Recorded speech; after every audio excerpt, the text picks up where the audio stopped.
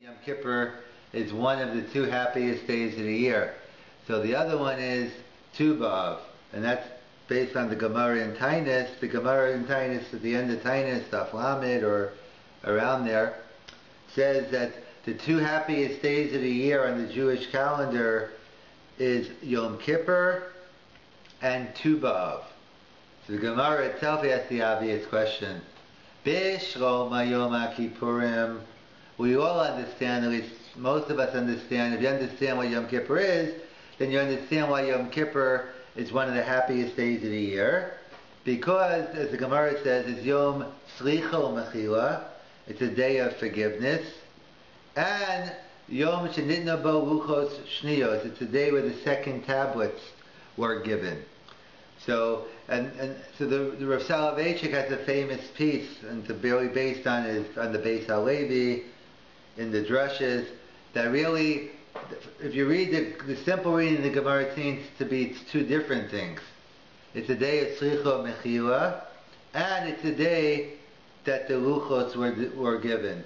So Rav Selevan, maybe we'll spend a whole year or more time on it when we get closer to Yom Kippur, but the basic yesod was that the only reason why Slicha Mechila is possible is because of the Luchos Shniyos. It's based on different chazals that it wasn't, if not, that we wouldn't necessarily be able to do on the first Luchos, that basically it gets into the difference of the different types of Kedusha. Basically it would have been destroyed, there wouldn't have been any hope for Tshuva, but basically Tshuva is theologically possible because of the Luchos Shniyos, but that will go into another time. But either way, that's what the Gemara says. The reason why Yom Kippur is one of the happiest days of the year is because Slicha Mechila and the day of the second tablets.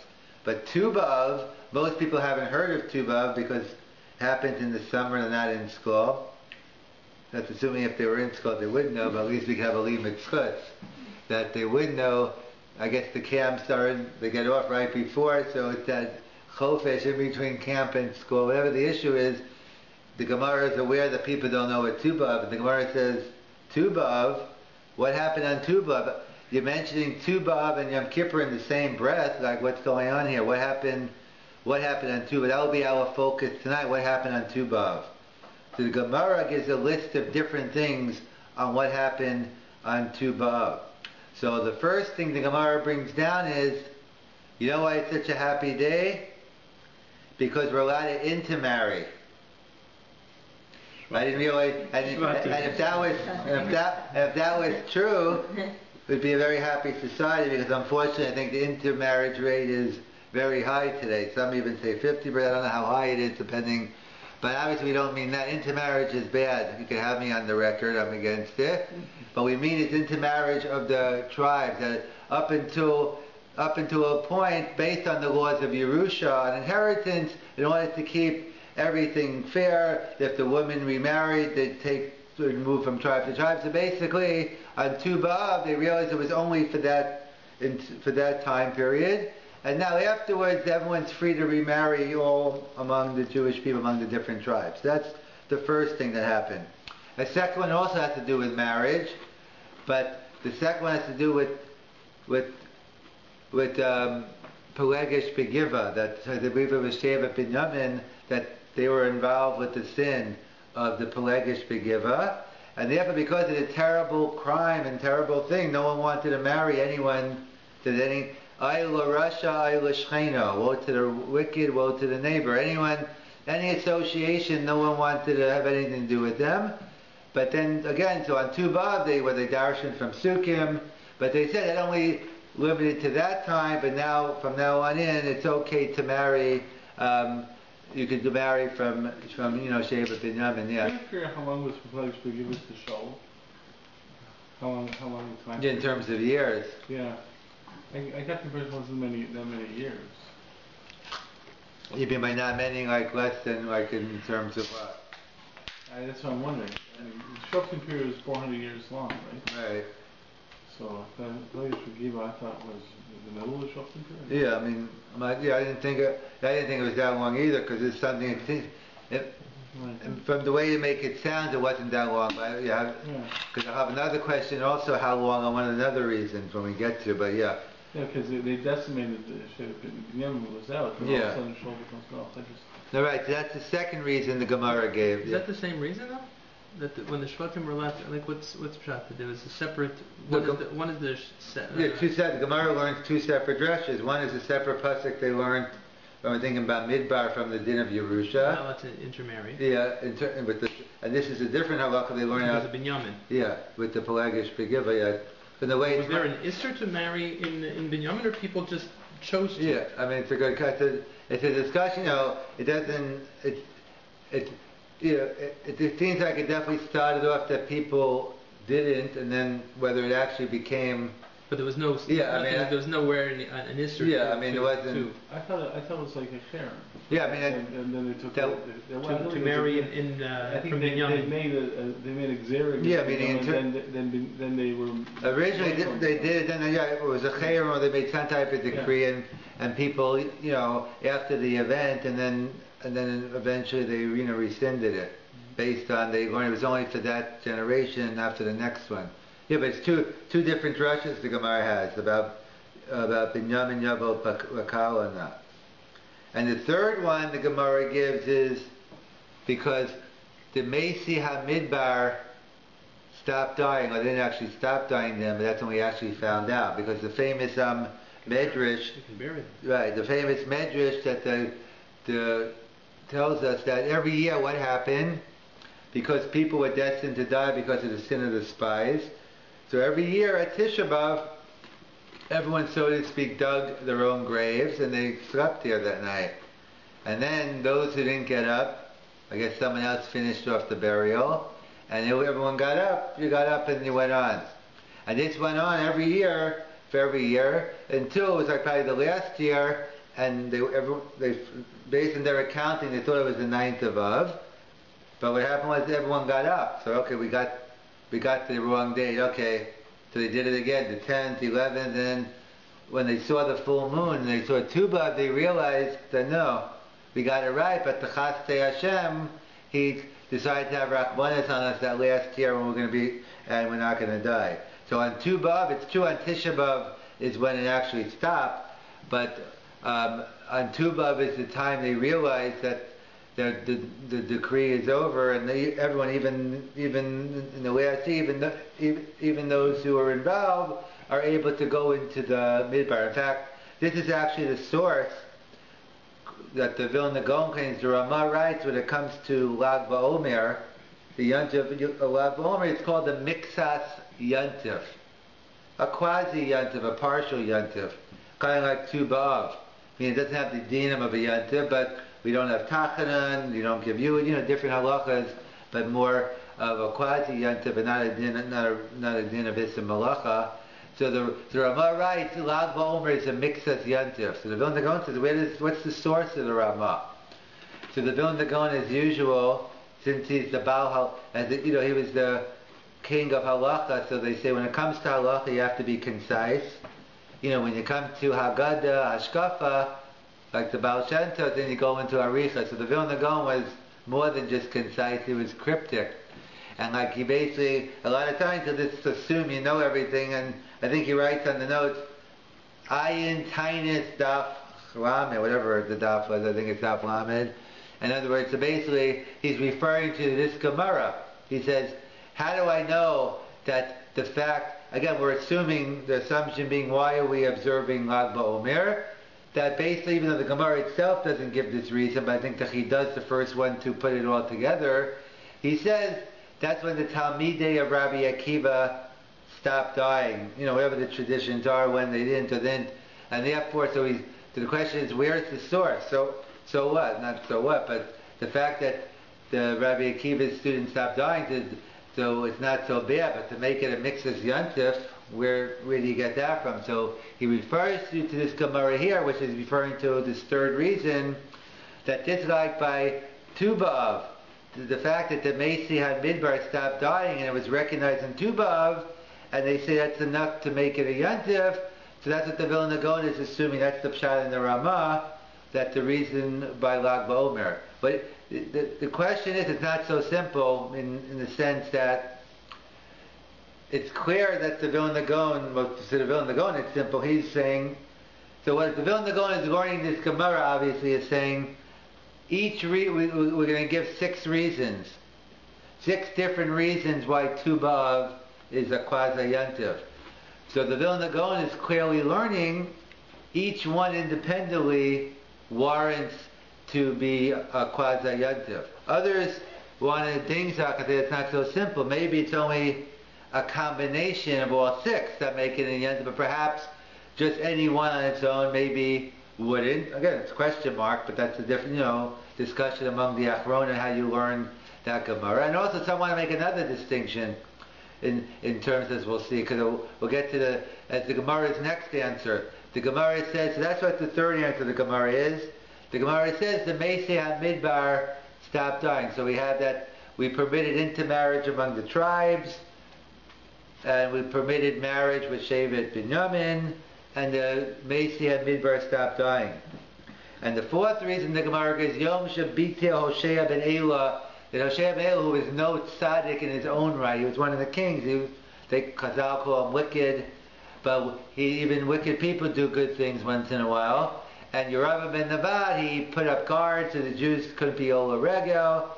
So basically, he took the guards away, and as Rashi learns, he didn't say you have to go, but at least he gave you a choice. We're very into that in our society. Everyone should autonomy. That's one of the big issues in medical ethics in terms of where the possible conflicts. Of course, Laser would know from the convention that he just came back from.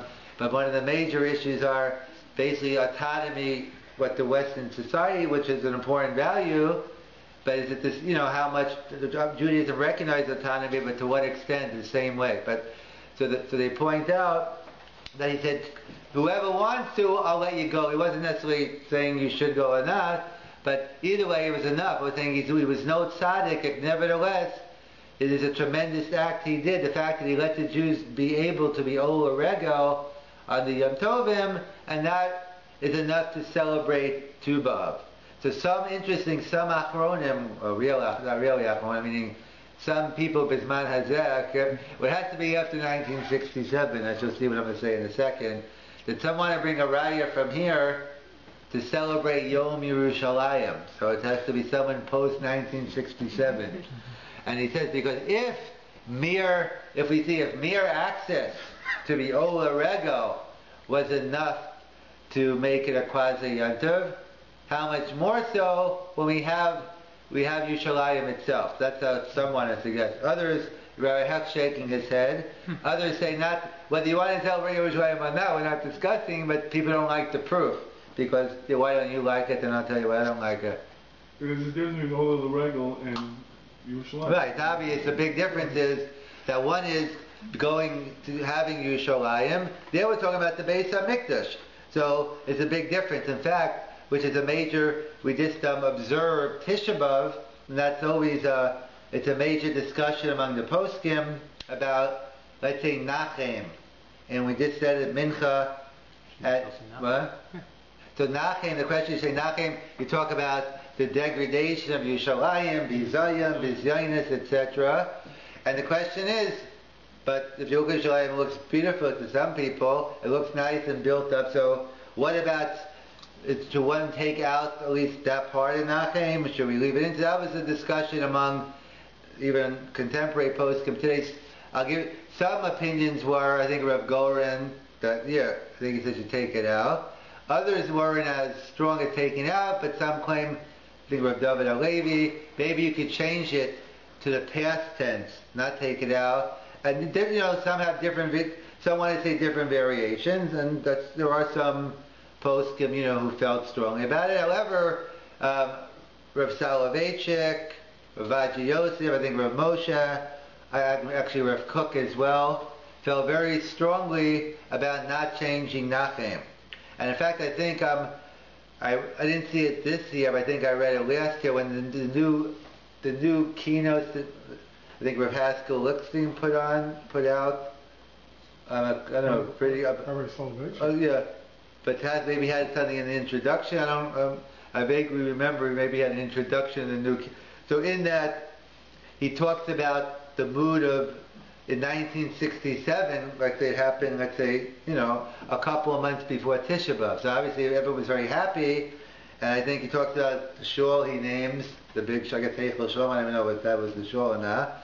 And he says you didn't feel a Tisha B'Av, like basically everyone was happy, like let's skip the keynotes, and basically, and I guess somehow it got back to the Rav, and then apparently the Rav went crazy over it, saying, no, of course we're Chastei Hashem, we're very happy we have Yerushalayim, and hopefully, we'll have the Beis HaMikdash soon. But we're saying Nachem, because this is the fundamental issue, is what is the nature of the Kedushas of Yerushalayim, or what's the nature of the status of Yerushalayim? Is it because, is the fact that we have, the political entity, that it's a Jewish-run government, and that's why, and that's enough to celebrate? Or, no, the reason why it wouldn't be is because the reason why Yerushalayim has its holiness is because its closeness to the Beis HaMikdash. And therefore, the Rav felt, that's why it ties into the other question, also very halacha l'maisa, about the din of Kriya. So the minhag is that when someone goes to the kotel and they haven't been there, let's say for a month, so the minhag is to rip Kriya. So, and that seems to be the minhag. We'll get to a discussion on that. But the Gemara actually says in Moed Katan, not only on over there by the Makam HaMikdash, but on Yerushalayim and Ari Yehuda. So we'll leave Ari Yehuda out of the picture for a minute. That's a discussion exactly different parts. If it's Jewish, Elam Palestinian. But let's just stick to Yerushalayim for a second. So the discussion came up, 1967, let's assume pre-67 everyone ripped Kriya when they saw Yerushalayim. That's my working assumption, I don't know. And then now, post-1967, what do you do? So again, this is a machlokes Rav Moshe versus the Rav, among others, but those are the two. Rav Moshe said no Kriya, and the Rav felt strongly the same thing, that there is Kriya. What's in the Kudas HaMachlokes between Rav Moshe and the Rav?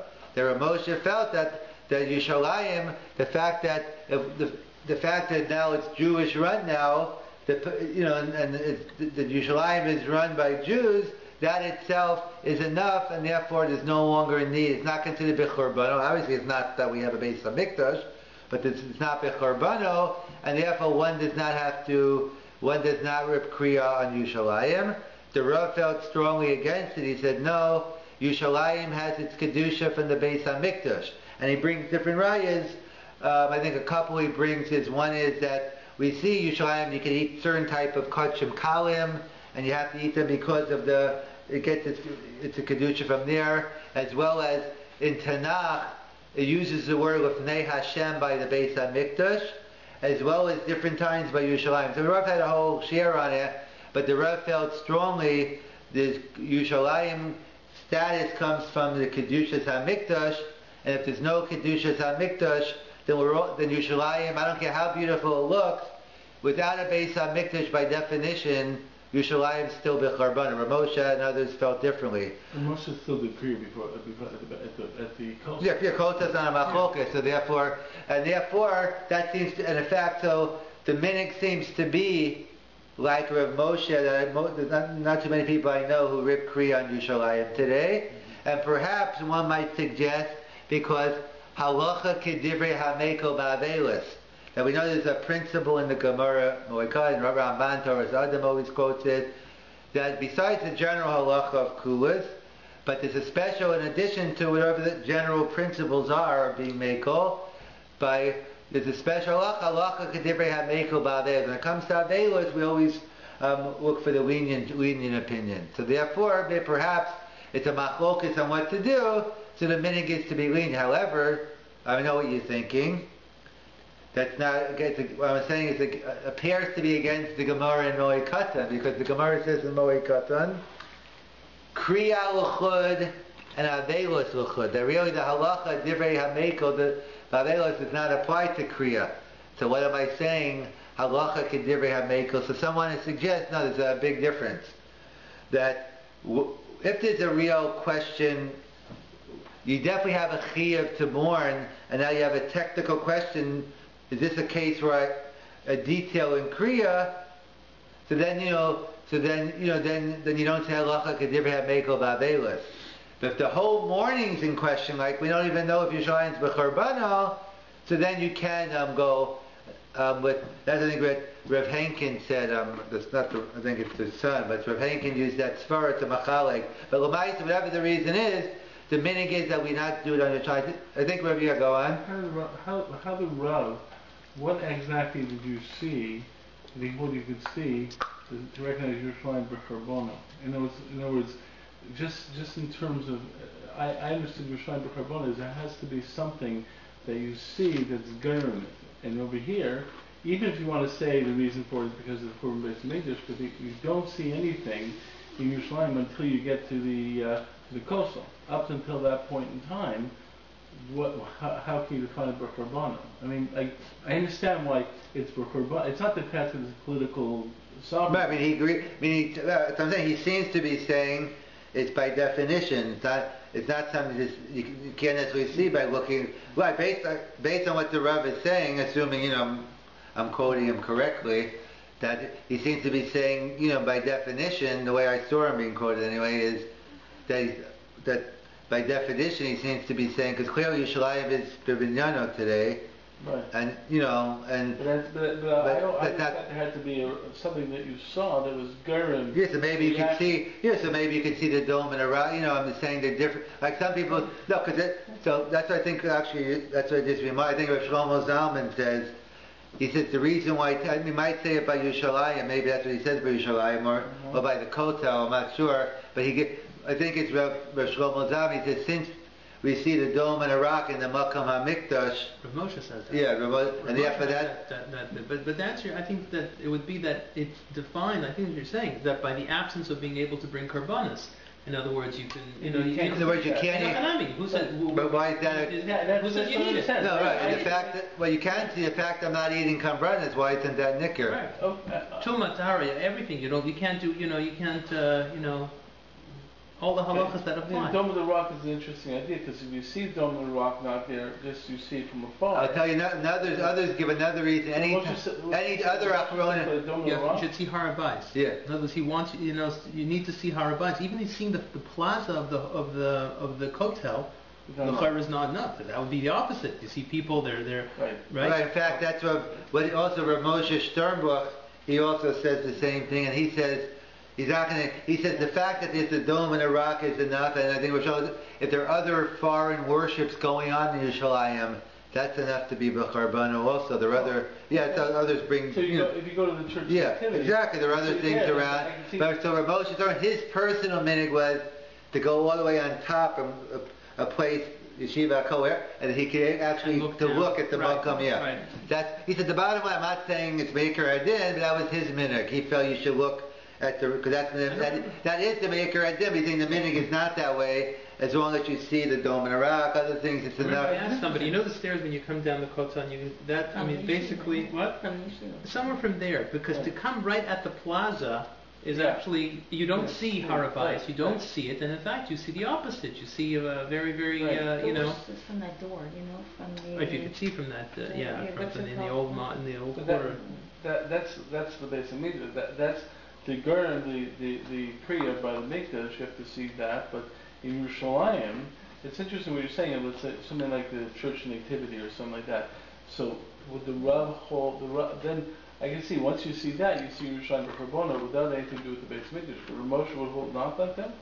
He would hold that if you saw, that's who did you say, who said that? Rav Shlomo, either Rav Shlomo Zalman, but... Moshe would not hold that, okay. No, but... I can see that being a Charbano. No, right, I'm saying that seems to be in the Nakud in terms of, right, he seems to be going more with the political entity versus the Kedushas HaMikdash. And therefore, that's a Semite claim also, the fact that there are other, even if Israel runs it, but maybe the fact there are other places of worship, but that's considered a charbano, and that could be, that's obviously a point of contention. I can see it being holding like the Rav and say that's an indication of Yerushalayim b'charbano because it shows the lack of Shina. So therefore the minics is we do Kriya on the Kotel, so therefore what some say is just have in mind, I don't know if you, I guess I don't know, it depends which one you see first, and you can do a retroactive, but they just say when you rip the Kriya on the coat, so have in mind that it's also going on by him, yeah, because also they get into maybe Bal Tashchitz, as if you're not chayiv to do Kriya, so there may be, different questions like that. Either way, so that's what they point out, so that's the same issue by Nachem in terms of whether, by the, so apparently even Rav Moshe makes a distinction, even Rav Moshe agrees that Yerushalayim is not becharbana regarding Kriya, but even he says obviously it's machalot between Nachem and Kriya, because by Kriya he's saying you could consider it enough not becharbano, but he still says but not to take out Nachem, so it's interesting that, Yeah, the two don't... exactly, to how we, what exactly where you draw the lines over Moshe is up for discussion, right. Nothing. Yeah. Because he's not, I'm not saying he's not consistent, they're two different things, but yeah, right. And the fifth reason the Gemara gives is about it's the day that the Jews who were killed, the Haruge Beitar, in the ill-fated Bar Kokhba revolt, they were left on the King Hadrian, that's why I wasn't sure how many years it was, how long was that time period, the bodies, how big of a nace was it, that how long were the bodies lying, but clear, it seemed to be a while, where, it says that that's Atov Ametiv, the fourth bracha, that we say, Atov that they didn't decay, and Ametiv that Shanitan L'Kvura. So I guess that happened on Tu B'Av, that they were able to be buried, and therefore that's why it's considered another fifth reason the Gemara gives as a Quasi Yantiv. And another one the Gemara kind of gives, the Gemara itself gives this reason, is that if you know why Tu B'Av is a celebration, it's the day they finish cutting the wood for the Mizbeach, for the altar. Like, what do you mean? Why did they stop cutting the wood? Because, at least in Eretz Yisrael, the sun starts to wane. Because who cares about the sun waning? Because you have to make sure when you pick the wood for the Mizbeach, there's no worms in it. So I guess when it's a certain heat, you don't have to worry about the worms being inside the trees and the wood. But when it gets, I guess, relatively cooler, so you do. So at that point they said no more, we've finished cutting, and therefore, so interesting, the Rashbam says on this Gemara, I think the Rashbam Baba Basra, he says the fact, he says it's a chiddush because when we talk about a siyam, we always talk about a siyam, we finish a certain amount of learning.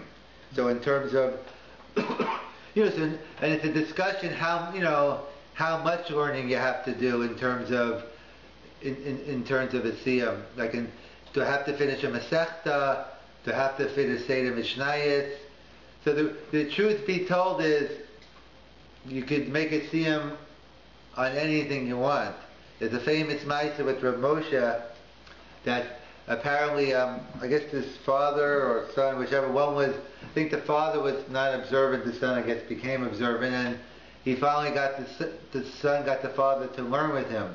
I guess they were learning for weeks, maybe months, and they finished the first daf of Gemara. So they went to Rav, I don't know they went, but someone went to Rav Moshe, and they said, can I make a siyam?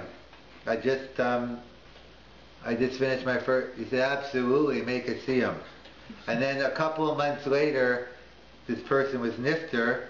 Apparently Rav Moshe spoke at the Levaya, and he said, among many things, but he paraphrased the Gemara. The Gemara tells us that you could be kona, alomo b'sha achas. This person was kona alomo b'daf achas. The point being is it was a tremendous accomplishment. But the question, that's true. Make it siyam anything you want. The real question is, that's what I'm getting to. What's enough of a siyam to be matir eating meat during the 9 days? That's a different question. If you want to make a siyam anytime you want, go ahead.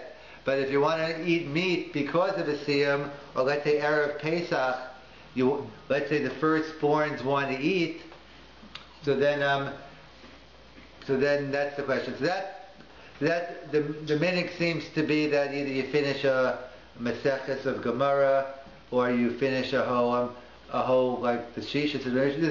Some say have a pshara, at least one of the one of the 6 books and stuff. But in terms of the reason is because apparently, because obviously, let's say I know many short Masechtas, Megillah, Makis, and let's say I don't know Baba Basra. I mean, so obviously you could be learning 150 blot and not make a siyam, and you could be learning 20. So apparently, not that you're not getting simcha on 150 blot, but apparently part of the Indian of a siyam, which means conclusion, is there's some element of simcha you can't get if you don't have a davar sholim. It's the element, that's why you want to finish a Masechta, finish that. That's why. So in terms of the 9 days or Erev Pesach, so one has to go ahead and finish, and do one of those. But so therefore, normally we assume a siyam is when you finish a learning. That's where it's. However, comes along the Rashbam over there and says, you know why we're happy here? We're happy here because we finished the mitzvah. In other words, we finished the mitzvah of gathering the wood. So the wood's finished, and we'll see the Gemara also says because the wood, now you have time for learning. Now you have more time to learn at night. And it says a big blessing for one who does, but not such nice things about someone who doesn't. But either way, so the Rashbam says, in the fact you completed this mitzvah, that's the simcha of the joy of finishing something. So the chiddush of the Rashbam is that not just a siyam of learning, which we normally assume, but his chiddush is even a siyam by a mitzvah. And then, so what's the pshat? So what is the simcha? What's the mitzvah? I cut the wood. So the Rav has, or it's based on the Rav and Hari Kedem, when he talks about the chashivas of a siyam. The chashivas, the chashivas of the siyam isn't that you finish the Masechta, I'm sure that's good also, but you're preparing yourself to hachana that the next time you do this Masechta or whatever you're going on to, it enables you now to when you go over the Masechta, you're going to know it better the third time, fourth time. So it's the hachana that you're preparing yourself that you'll be able to do it. So the Rashbam seems to be, the Rav's wording like the Rashbam, same concept, that it's the hachana now that you're able to bring these wood, it's not the actual cutting of the wood that's the mitzvah, but the fact now that you're able to do it later, that's apparently enough. So the chiddush of the Rashbam is that we normally assume by Torah you need a davar shalem, but the Rashbam's chiddush is that even by a dvar mitzvah, even a dvar mitzvah. I mean, we know the concept already of a gemar mitzvah from other places by Atzmos Yosef, that there is a concept that is more of a simcha of finishing a mitzvah and that, but that's what the Rashbam seems to learn. So in terms of so we said in terms of a siyam, we said that's what you need for Erev Pesach, but that's what you need for the 9 days. I always like saying over Rabbi Yaakov Kamenetsky's line is that what about the minute today of tikkun on a yort site? Many people, especially it's definitely a Hasidic minig, but it's definitely spread to even non-Hasidim. So Rabbi Yaakov apparently wasn't a big fan of the spread, and he was trashing where it came from. He was saying like this. He says, because we know the Shulchan Aruch paskins you should fast on a yort site. So it's the whole discussion, feast or fast, but our minig is, it was straight psak of the Shulchan Aruch is you should fast. So why do we, that's the whole question also by Lag BaOmer, what's the sigula? So that might be different. His death was a good thing, whatever, or not a good thing, but he brought, either way, as opposed to Moshe Rabbeinu, Zion is not a happy day, but either way, that's a separate discussion. But the point being is, so he says, what was the original minig? Since it's only a minig to fast on a yort site, so if you make a siyam, people used to make a siyam on that day. So you made a siyam, that's enough. That's kind of like it's good enough for Erev Pesach, it's good enough for the night. It's only a minig. So you made a siyam, you had the meal. They dropped the siyam and kept the tikkun. So obviously what their sheet of tikkun is that basically that either you're giving chesed, hachnasas archim, you're giving a kiddush or breakfast to others, and you're being marbe brachas. That's I think that Rabbi Yaakov didn't have a li mitzvah. I think one of the Hasidic, the Minchas Yitzchak, he had a li mitzvah. He himself, I think he says, there's no source for this at all. I think even he says it, but the Tiars have to find the limit schus, and he says, maybe the Indians have Hafnasas Archim, Brachas, therefore some have a minute. So you're right. They have a breakfast, they just don't eat. So therefore they eat it, they don't eat it. It's not your yortzeit. For your yortzeit you don't eat. And let the other people, and therefore you cover all bases, and you fast on the yortzeit, and you get the schus of the tikkun for everybody else. So that's just to summarize, those are those are the different reasons that Tu B'Av is up there with Yom Kippur, at least in the Gemara compares it, in terms of the day of Simcha, and the Gemara gave us 6 reasons why either each one combines to reach us, or as the Gemara seems to say, each one independently. So intermarriage among the tribes, the fact Jacob and Binyamin, where everyone was able to marry back again, the Macy had Midbar stopped dying, Hoshea ben Elu removed the Avodah Zarah from removed the guards from the road so they could go to Yerushalayim. Haruge Beitar, they were Ditan L'Kfura and Tu B'Av, and they stopped cutting the wood and therefore the Simcha is that the Sudas Mitzvah, the Yifsiyam HaMitzvah, or others say as well, it's the fact now that you have more Torah learning, and therefore it would fit in with the fact now that now you have more time to learn at night. And then the Gemara over there at the end of Tainis concludes with the minhag during Tu B'Av, that the time of Shidduchim, that the women used to go out and everyone used to have borrow clothes and no one knows rich or poor or anything, and they put on jewelry. It used to be a time of Shidduchim, and yes, the Gemara goes into details about the women who are beautiful said, beautiful is what's important. The woman who had good dicha said, this is important, etc. And therefore, in the minhag of, and that's where the concept, of Shidduchim, and that, that's what the Gemara concludes on. So that's what we'll be celebrating this coming Sunday night, Monday, I believe it is.